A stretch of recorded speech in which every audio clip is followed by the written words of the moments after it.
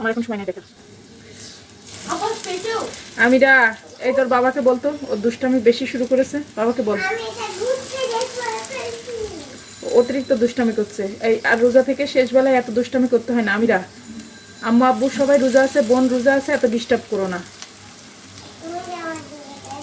তুমি তো রোজা নাই, তুমি একটু রোজদারদের সাহায্য করো, রোজদারদেরকে একটু শান্তিতে থাকতে দাও, দুষ্টামি বন্ধ করো।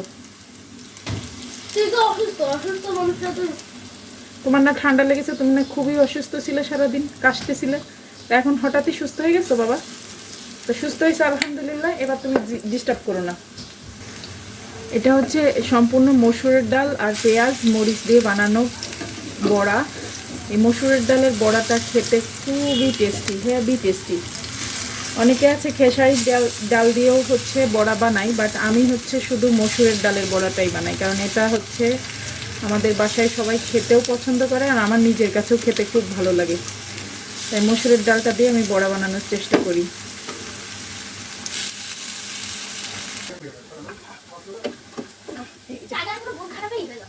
বড়াগুলো আমি এখন উঠাই নিচ্ছি।